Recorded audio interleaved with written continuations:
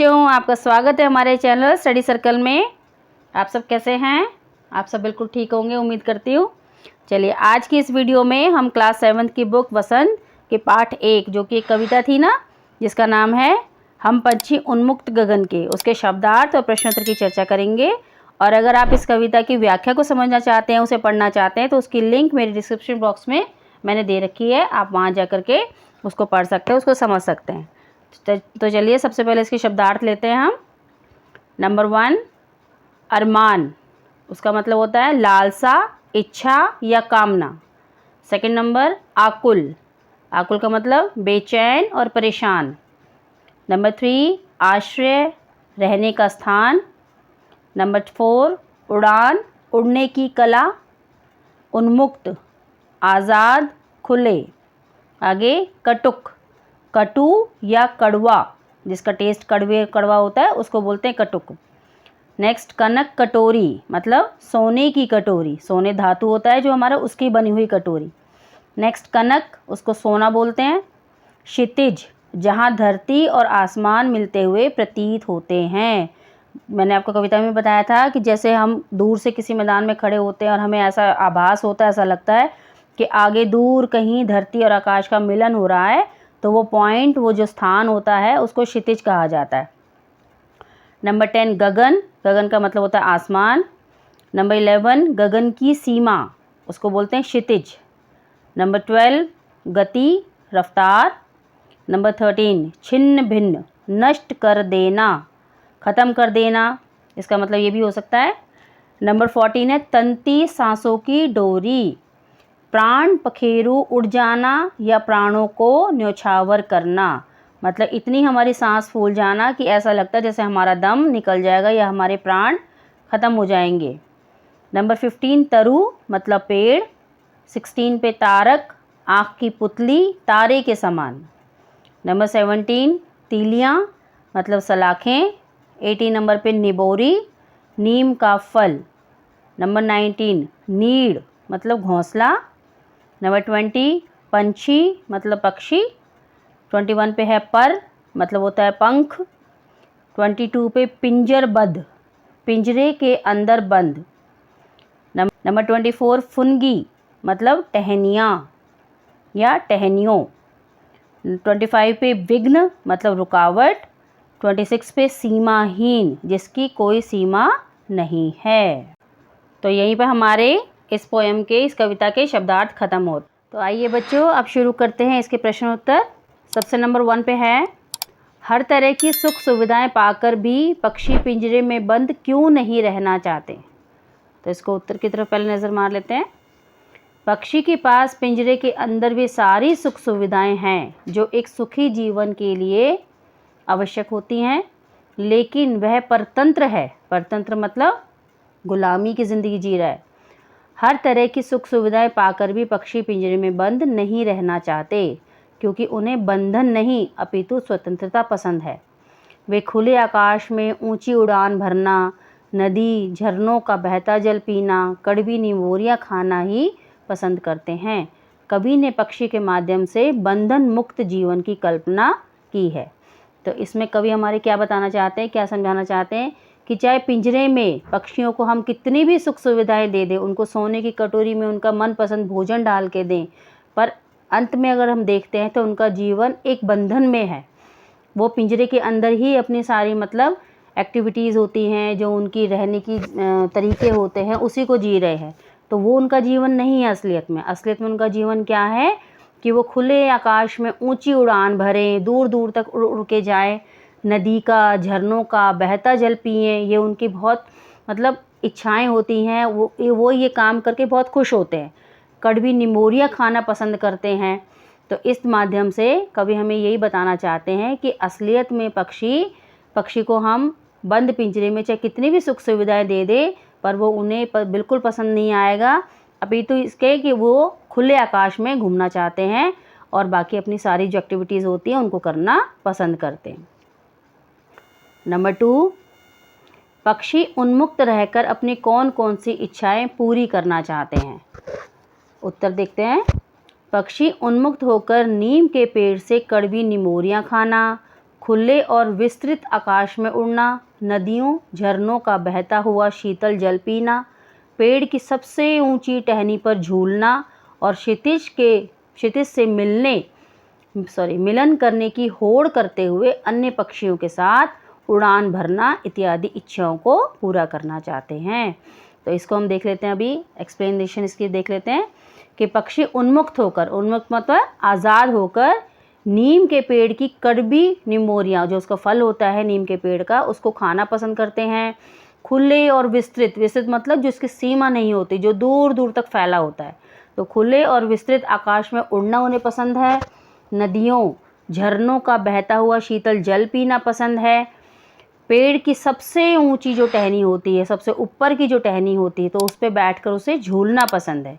और क्षितिज से मिलन करने की होड़ करते हुए, मतलब सारे पक्षी जैसे दौड़ लगा रहे हैं, होड़ कर रहे हैं, कौन पहले पहुंचेगा वहाँ तक, तो उस क्षितिज तक मिलने की होड़ करते हुए दौड़ लगाना उन्हें बहुत ज़्यादा पसंद है। और पक्षियों के साथ उड़ना, सारे ग्रुप में जैसे उड़ते हैं पक्षियाँ, वो इनकी फेवरेट कलाएँ हैं जो उनकी उड़ने की होती हैं।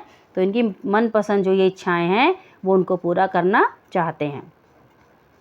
नंबर 3, भाव स्पष्ट कीजिए। या तो क्षितिज मिलन बन जाता या तंती सांसों की डोरी। भाव क्या होता है कि जो कभी हमें लाइनें देते हैं, किताब में लिख करके देते हैं, तो उसके पीछे वो क्या कहना चाहते हैं, उनके क्या भाव हैं, तो वो हमें स्पष्ट करना है। तो इसका उत्तर देखते हैं। प्रस्तुत पंक्ति का भाव यह है कि पक्षी क्षितिज के अंत तक जाने की चाह रखते हैं, जो कि मुमकिन नहीं है, परंतु फिर भी क्षितिज को पाने के लिए पक्षी किसी भी स्थिति का सामना करने के लिए तैयार हैं। यहाँ तक कि वे इसके लिए अपने प्राणों को भी न्योछावर कर सकते हैं, अर्थात स्वतंत्रता की कीमत उसके प्राणों से बढ़कर है। तो अभी हम समझ लेते हैं इसको कि प्रस्तुत पंक्तियाँ, जो ऊपर पंक्तियाँ दी हुई हैं, उसमें कवि क्या बताना चाहते हैं, भाव क्या है इसके पीछे, कि पक्षी जो है क्षितिज के अंत तक जाने की चाह रखते हैं। कि क्षितिज मतलब मैंने आपको बार बार बताया कि जहाँ धरती और आकाश के मिलने का अनुभव होता है, ऐसा फील होता है कि वो चीज़ मिल रही है, दोनों चीज़ें मिल रही हैं आपस में, और उसका अंत है वहाँ पर, उस पॉइंट को, उस जगह को क्षितिज कहा जाता है। तो उस क्षितिज तक जाने की उसकी चाह है, उसकी इच्छा है कि मैं वहाँ तक जाऊँ, जो कि मुमकिन नहीं है, क्योंकि कभी ऐसा होता ही नहीं है। अगर हम आगे आगे बढ़ते जाएंगे तो वो पॉइंट हमसे उतना ही आगे ही बढ़ता जाएगा। तो ऐसा कहीं पर प्रतीत हमें होता है, पर होता नहीं है एक्चुअली ऐसा। तो पक्षी की यही चाह है कि हम उस क्षितिज तक जाएं, जो मुमकिन नहीं है, परंतु फिर भी क्षितिज को पाने के लिए पक्षी किसी भी स्थिति का सामना करने के लिए तैयार है, क्योंकि उसे वो करना है, उसकी ये चाह है कि मैं क्षितिज को पा सकूं। इसके लिए वह अपने प्राणों को भी न्यौछावर कर सकता है, इसके लिए वह अपनी जान को भी जोखिम में, जान को भी ख़त्म कर सकता है, अपने आप को ख़त्म भी कर सकता है। प्राणों को न्यौछावर करना मतलब होता है अपने आप को ख़त्म करना। तो इतनी उसकी सांसें फूल जाए, क्योंकि उड़ना पड़ेगा उसके लिए, दूर तक जाना पड़ेगा, तो दूर तक उड़ते उड़ते उसकी सांसें भी फूल जाएंगी, यहाँ तक कि उसके प्राण भी न्यौछावर हो जाएंगे, परंतु वो इस क्षितिज को पाना चाहता है। और उसने स्वतंत्रता को अपनी प्राणों से भी ज़्यादा कीमती बनाया है, कि हमारे प्राणों से भी ज़्यादा हमारी जो स्वतंत्रता है वो हमें प्यारी है। आगे, बहुत से लोग पक्षी पालते हैं, पक्षियों को पालना उचित है या अथवा नहीं, अपना विचार लिखे। तो इसमें हम उत्तर देख लेते हैं कि मेरे अनुसार पक्षियों को पालना बिल्कुल भी उचित नहीं है, क्योंकि ईश्वर ने उन्हें उड़ने के लिए पंख दिए हैं, लेकिन उन्हें बंधन में रखना सर्वथा अनुचित है। अपनी इच्छा से ऊंची दूर तक उड़ान भरना, पेड़ों पर घोंसले बनाकर रहना, नदी झरनों का जल पीना, फल फूल खाना ही उनकी स्वाभाविक प्रवृत्ति है। आप किसी को भी कितना ही सुखी रखने का प्रयास करें, परंतु उसको स्वाभाविक परिवेश से अलग करना अनुचित ही माना जाएगा। आज़ादी अनमोल है, सैकड़ों स्वर्णिम मुद्राएं देकर भी उसे खरीदा नहीं जा सकता। तो मेरी ये राय है, लेखक ने कहा है कि मेरी ये राय है कि किसी भी पक्षी को हम बंधन में नहीं रख सकते और नहीं रखना चाहिए, क्योंकि पक्षी की जो प्रवृत्ति है, जो उसकी नियति है, जो उसकी मतलब स्वभाव है, वो क्या है कि उड़ना और बंधन में न रहना। तो उसकी इच्छा क्या होती है पक्षी की, दूर दूर तक वो उड़ान भरे, पेड़ों पर घोंसला बनाकर रहे, नदी झरनों का जल पिए, बहता हुआ जल पीना उसको अच्छा लगता है, शीतल शीतल, फल फूल खाना उसका स्वाभाविक प्रवृत्ति है, कुदरती ही उसकी प्रवृत्ति ऐसी है कि वो ये सब काम करना पसंद करता है। और अगर हम उसको कितना भी सुखी जीवन दें, कितना भी उसको सोने चांदी की कटोरी में उसको खाना दें, पर उसका जीवन तो बंधन में है। इसीलिए उसका स्वाभाविक परिवेश भी वही है कि वो पेड़ पर रहे, आज़ादी से घूमे फिरे, उड़े। तो उसको हम अब उसके स्वाभाविक परिवेश से अलग करना हमारे लिए बहुत बिल्कुल गलत होगा। तो आज़ादी अनमोल है। देखो, आपको भी अगर कोई बंद करके रखेगा कहीं पर, तो आपको कुछ ही समय अच्छा लगेगा, बाकी आप ये कहेंगे कि मुझे यहाँ से आज़ाद करो। तो इसी तरह से पक्षी की भी मनोवृत्ति यही है कि उसकी मन की दशा यही कहती है कि मुझे आज़ाद रहना है, मुझे बांध कर नहीं रखना है। और यह गलत भी है। हम कई सैकड़ों स्वर्णिम मुद्राएं, चाहे सोने की बनी मुद्राएं दे दें हम किसी को बंधन में रखने के लिए, पर उसकी आज़ादी को हम कितनी भी स्वर्णिक मुद्राओं से खरीद नहीं सकते। उसको आज़ाद रहना चाहिए और सभी को आज़ाद रहना चाहिए, किसी को भी हमें बंधन में नहीं रखना चाहिए। ये लेखक ने अपने विचार प्रस्तुत किए हैं यहाँ पर। आगे, क्या आपने या आपकी जानकारी में किसी ने कोई पक्षी पाला? उसकी देखरेख किस प्रकार की जाती होगी? लिखिए। तो इसमें आप एक अपनी कहानी लिख सकते हैं कि कोई भी, जैसे आसपास आपने देखा हो, कोई आपका पड़ोसी कोई भी रिश्तेदार किसी ने पक्षी पाला हो, तो वो उसकी देखभाल कैसे करता है। तो यहाँ पर अपने लेखक ने अपना एक्सपीरियंस शेयर करा है हमारे साथ कि एक बार एक घायल कबूतर हमारे घर आ गया, जिसकी हमने देखभाल की और उसके ठीक होने के बाद वह हमारे साथ ही रहने लगा। सब घर वालों के लिए वह कौतूहल का विषय बन गया था। कौतूहल मतलब जिसके लिए सब परेशान होते हैं। हम सब घर वाले एक नन्हे बच्चे की तरह उसकी देखभाल करते थे, क्योंकि वो घायल भी था और एक पक्षी था, बेजुबान जानवर था। तो इसीलिए हम सारे एक नन्हे बच्चे, जैसे छोटा बच्चा होता है जो अपने आप खुद कुछ नहीं कर सकता अपने लिए, उसी तरह हम उस कबूतर की देखभाल करते थे। उसे रोज़ नहलाया जाता, उसके खाने पीने के बराबर ख्याल रखा जाता, लेकिन हमने उसे पिंजरे में नहीं रखा, बल्कि वह अपनी इच्छा अनुसार पूरे घर में उड़ता फिरता था। इस प्रकार से हम अपने पक्षी का पूरा ख्याल रखते थे। आगे है, पक्षियों को पिंजरे में बंद करने से केवल उनकी आज़ादी का हनन नहीं होता, अपितु पर्यावरण भी प्रभावित होता है। इस विषय में 10 पंक्तियों में अपने विचार लिखिए। इसका उत्तर देख लेते हैं। पक्षियों को पिंजरे में बंद करने से सबसे बड़ी समस्या पर्यावरण में आहार श्रृंखला असंतुलित हो जाएगी।